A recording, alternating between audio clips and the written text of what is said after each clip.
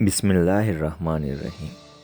صوفیہ کا کہنا ہے کہ قرآن مجید کا بیج سورۃ فاتحہ میں ہے اور سورۃ فاتحہ کا خفی راز بسم اللہ الرحمن الرحیم میں، اور بسم اللہ کا لب لباب ہے حرف بے، اور اس حرف کے نیچے ایک نقطہ ہے۔ بے کا نچلا نقطہ کائنات کی تجسیم ہے۔ بے مثنوی کا آغاز بے سے ہوتا ہے، بالکل اس ناول کے تمام ابواب کی طرح۔ 12ویں صدی کی طرح 13ویں صدی بھی اناطولیہ میں مذہبی تصادم، سیاسی تنازع اور طاقت و اختیار کے حصول کی خاطر کینچاتانی کے حصار میں ایک ہنگامہ خیز دور تھا۔ مغرب میں صلیبیوں نے یروشلم کے راستے میں قسطنطنیہ پر قبضہ کیا اور اسے غارت کیا، جس کا نتیجہ بازنطینی سلطنت کی تقسیم کی صورت میں نکلا۔ مشرق میں انتہائی منظم منگول سپاہ نے عسکری ذہانت کے حامل چنگیز خان کی قیادت میں تیزی سے وسعت حاصل کی۔ اس دوران مختلف ترک قبائل باہمی لڑائیوں میں مصروف رہے اور بازنطینی اپنی کھوئی ہوئی سرزمین، دولت اور طاقت و اقتدار واپس لینے کی تنگ و دو کرتے رہے۔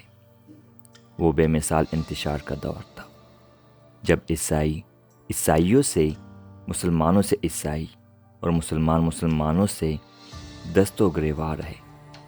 کوئی بھی جس طرف کا رخ بھی کرتا، غداوت اور اذیت و اضطراب اور شدید خوف تھا کہ آئندہ کیا ہوگا۔ اس سارے انتشار کے درمیان ایک ممتاز مسلمان عالم رہتے تھے، جنہیں سب جلال الدین رومی کے نام سے جانتے تھے۔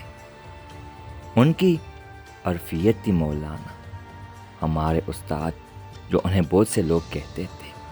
پورے علاقے میں اور اس سے بھی باہر ان کے ہزاروں شاگرد اور عقیدت مند تھے، اور انہیں سب مسلمانوں کے لیے منار نور سمجھا جاتا تھا۔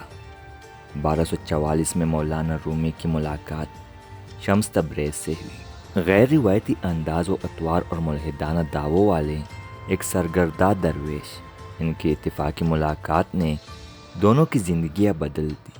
ایک ہی وقت میں یہ آغاز تھا ایک مضبوط اور منفرد دوستی کا، جسے آنے والی صدیوں میں صوفیہ نے دو بحر کے ملاب سے تشبیہ دینا تھی۔ اس غیر معمولی رفیق سے ملنے پر مولانا رومی تمام رسمی اصولوں اور پابندیوں سے آزاد ہونے کی جرات کرتے ہوئے ایک مرکزی دائرے کے عالم سے ایک مخلص صوفی جذبے شوق سے سرشار شاعر، محبت کے وکیل اور صوفی درویشیوں کے ورفتہ رقص کے بانی بن گئی۔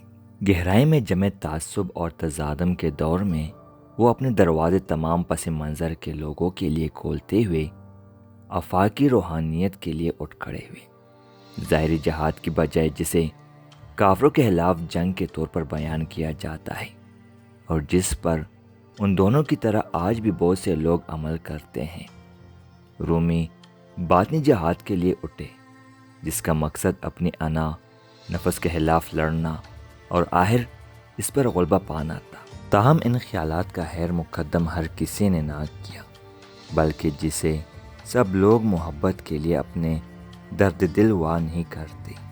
شمس تبریز اور مولانا رومی کے درمیان مضبوط روحانی تعلق افواہوں، بہتان اور اعتراض کا ہدف بن گیا۔